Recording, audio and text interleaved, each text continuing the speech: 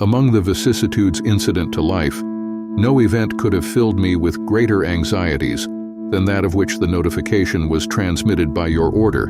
and received on the 14th day of the present month. On the one hand, I was summoned by my country, whose voice I can never hear but with veneration and love, from a retreat which I had chosen with the fondest predilection and, in my flattering hopes, with an immutable decision, as the asylum of my declining years, a retreat which was rendered every day more necessary, as well as more dear to me by the addition of habit to inclination,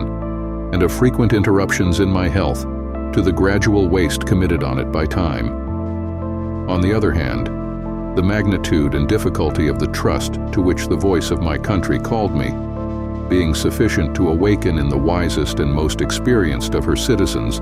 a distrustful scrutiny into his qualifications, could not but overwhelm with despondence one who, inheriting inferior endowments from nature and unpracticed in the duties of civil administration, ought to be peculiarly conscious of his own deficiencies. In this conflict of emotions, all I dare aver is that it has been my faithful study to collect my duty from a just appreciation of every circumstance by which it might be affected. All I dare hope is that if, in executing this task,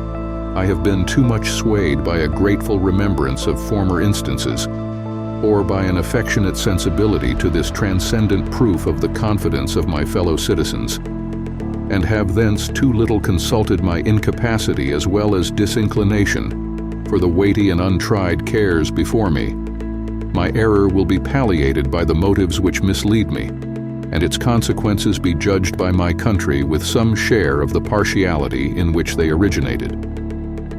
Such being the impressions under which I have, in obedience to the public summons, repaired to the present station, it would be peculiarly improper to omit in this first official act my fervent supplications to that Almighty Being who rules over the universe, who presides in the councils of nations, and whose providential aids can supply every human defect, that his benediction may consecrate to the liberties and happiness of the people of the United States a government instituted by themselves for these essential purposes, and may enable every instrument employed in its administration to execute with success the functions allotted to his charge. In tendering this homage to the great author of every public and private good, I assure myself that it expresses your sentiments not less than my own, nor those of my fellow citizens at large less than either. No people can be bound to acknowledge and adore the invisible hand which conducts the affairs of men more than those of the United States. Every step by which they have advanced to the character of an independent nation seems to have been distinguished by some token of providential agency. And in the important revolution just accomplished in the system of their united government, the tranquil deliberations and voluntary consent of so many distinct communities from which the event has resulted cannot be compared with the means by which most governments have been established without some return of pious gratitude, along with an humble anticipation of the future blessings which the past seemed to presage. These reflections, arising out of the present crisis, have forced themselves too strongly on my mind to be suppressed. You will join with me, I trust, in thinking that there are none under the influence of which the proceedings of a new and free government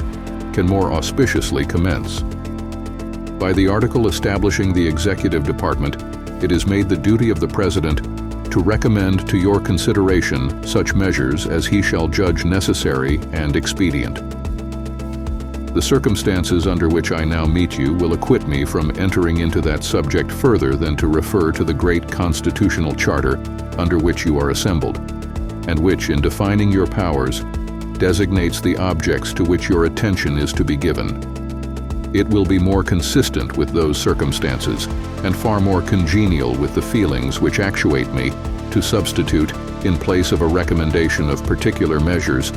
the tribute that is due to the talents, the rectitude,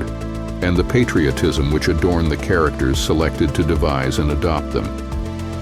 In these honorable qualifications, I behold the surest pledges that as on one side no local prejudices or attachments, no separate views nor party animosities,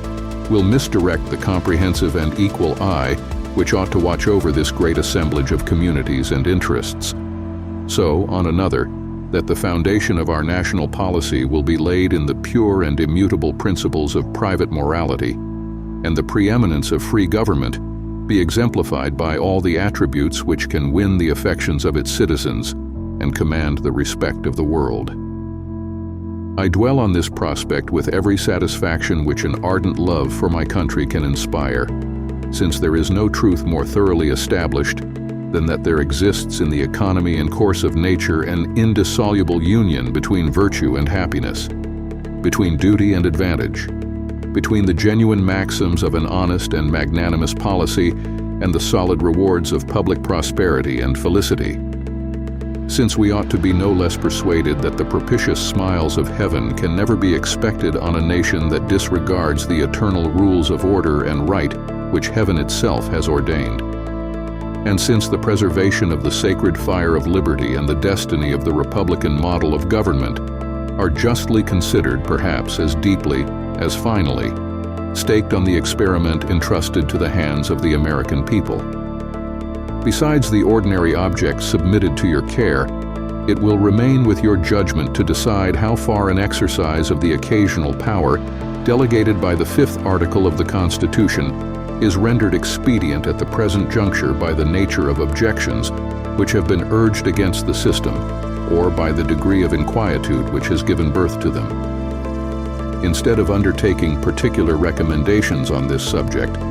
in which I could be guided by no lights derived from official opportunities, I shall again give way to my entire confidence in your discernment and pursuit of the public good. For I assure myself that whilst you carefully avoid every alteration which might endanger the benefits of an united and effective government, or which ought to await the future lessons of experience, a reverence for the characteristic rights of freemen and a regard for the public harmony will sufficiently influence your deliberations on the question how far the former can be impregnably fortified or the latter be safely and advantageously promoted. To the preceding observations I have one to add, which will be most properly addressed to the House of Representatives. It concerns myself, and will therefore be as brief as possible. When I was first honored with a call into the service of my country, then on the eve of an arduous struggle for its liberties, the light in which I contemplated my duty required that I should renounce every pecuniary compensation. From this resolution I have in no instance departed, and being still under the impressions which produced it, I must decline as inapplicable to myself any share in the personal emoluments which may be indispensably included in a permanent provision for the executive department, and must accordingly pray that the pecuniary estimates for the station in which I am placed may during my continuance in it be limited to such actual expenditures as the public good may be thought to require. Having thus imparted to you my sentiments as they have been awakened by the occasion which brings us together, I shall take my present leave, but not without resorting once more to the benign parent of the human race in humble supplication that, since he has been pleased to favor the American people with opportunities for deliberating in perfect tranquility and dispositions for deciding with unparalleled unanimity on a form of government for the security of their union and the advancement of their happiness, so his divine blessing may be equally conspicuous in the enlarged views, the temperate consultations, and the wise measures on which the success of this government must depend.